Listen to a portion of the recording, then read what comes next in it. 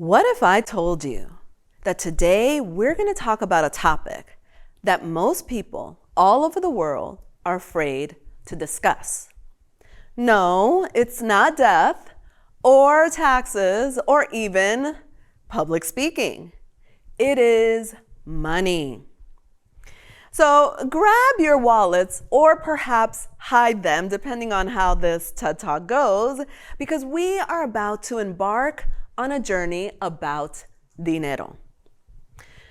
My relationship with money began when I was a little girl. Let's rewind the clock to my childhood. Picture it. A little Dominican baby held by her immigrant parents, stepping onto the land of Brooklyn, New York. Back then, my parents, brave souls navigating a new world in a foreign tongue, faced the daunting challenge of starting anew. But life threw us a curveball when my parents divorced when I was 5 years old. And my mom, embracing her newfound independence, decided to paint our entire apartment, a symbol of a fresh start, a new beginning. Before the last stroke of paint would dry, the landlord upped the rent. I can still see the change in my mom's demeanor, from radiant pride to heartbreak. As a 5-year-old, I hugged my mom tightly, and I promised myself I will never be in this position.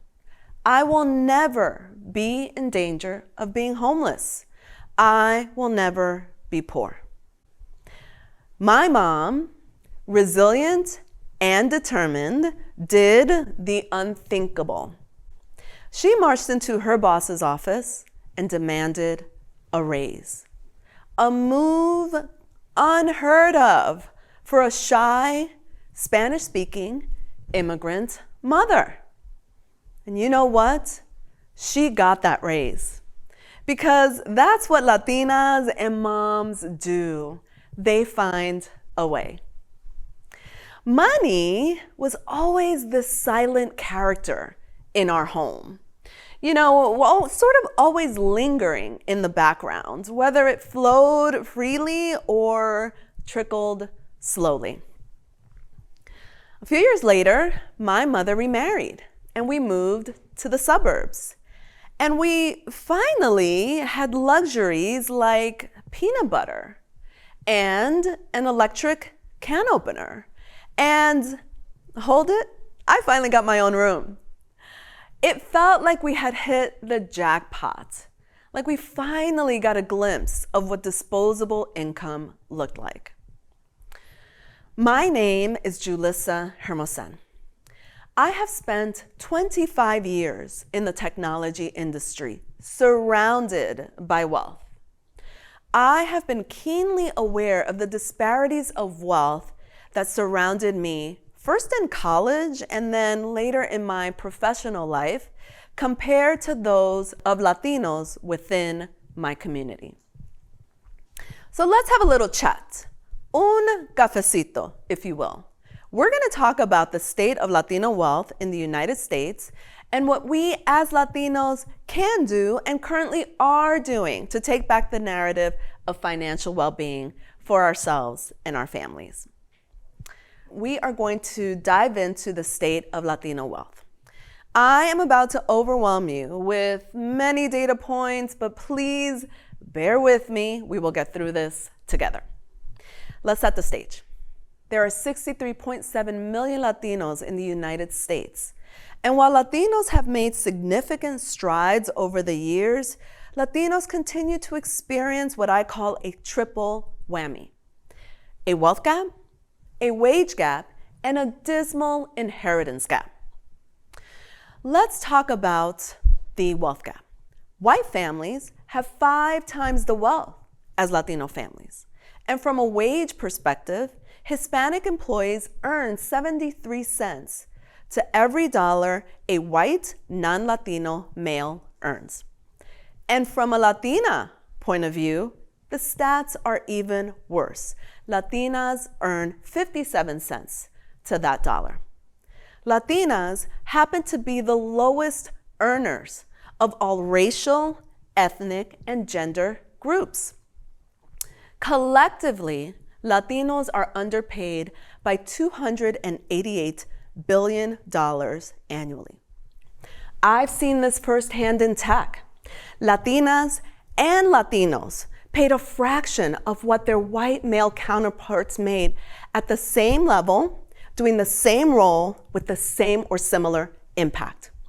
And from a generational wealth perspective, Hispanic families are the least likely to receive an inheritance of all groups. Compounding this, there are systemic and cultural barriers. Studies show that Latino students borrow more for college than their white peers.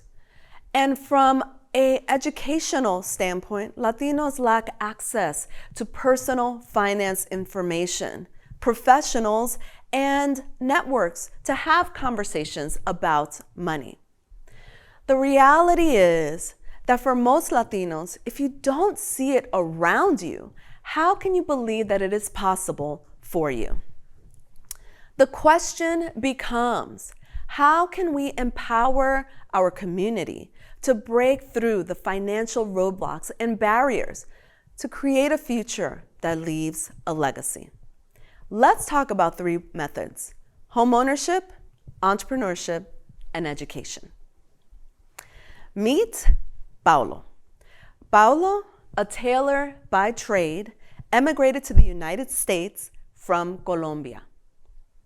Along with his eldest daughter, decided to enter the world of homeownership by buying a two-family home. This became profitable, and so began the journey to Paulo's vision. His vision: to leave a financial legacy for his wife and 6 children by leaving each of them a home. At the end of Paulo's life, at the age of 93, he achieved that vision and more. Paulo not only left a home to his 6 children, he also provided an inheritance to his grandchildren and great-grandchildren, each member of his family. When you think about this, for a man who worked as a humble tailor his entire life, leaving such a legacy to 3 generations, it is simply remarkable. And he accomplished this through home ownership and entrepreneurship. A new study shows that Latino home ownership and entrepreneurship, they are on the rise. Latino-owned businesses have grown by 34%, and Latina entrepreneurship is the fastest growing demographic, despite the fact that Latinas receive less investment funding and capital to start their businesses.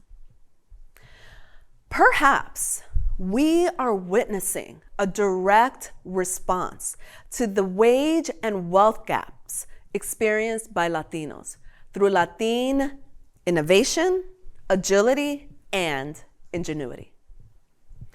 And finally, financial education.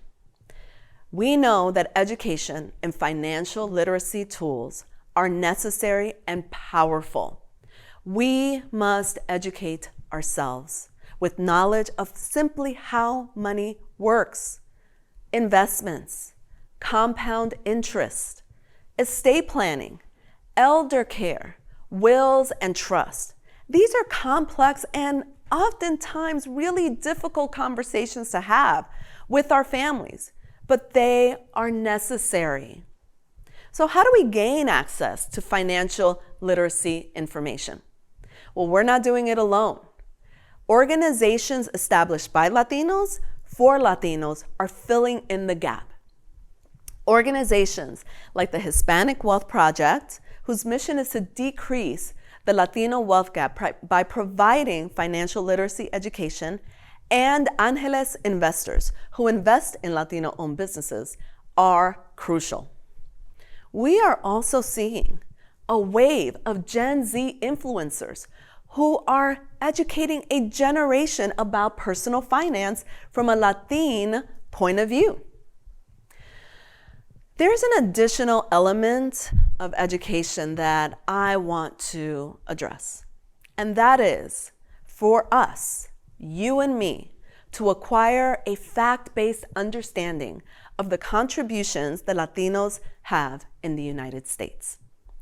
Did you know that the GDP of US Latinos is one of the top 10 and the third fastest growing worldwide? It is ahead of countries like India, the UK, and France. If the Latino GDP were an independent country, it would be the 5th largest in the world. Latinos play a critical role in America in many ways, from the economy, as consumers, to home ownership, and to shaping the culture. I encourage you to examine the data for yourselves and to learn more about the significant impact Latinos are making in the US. What about my mom and our immigrant story? She and my stepfather bought a home, 2 cars, and raised a family of 5. It was not easy, and there were many challenges, but they have left a lasting legacy by teaching us through their example. As a result, their children and grandchildren are now in tech, law, and are business owners themselves. They are the epitome of the American dream. So how do we reduce the Latino wealth, wage, and inheritance gaps? Home ownership, entrepreneurship, and personal finance education are things to consider. Let's remember that the power to shape our financial futures lies within each one of us. By embracing our rich Latinidad, leveraging our strengths, and activating our innovation, we can build a future where every Latino thrives with financial well-being and leaves a lasting legacy for generations to come. Thank you.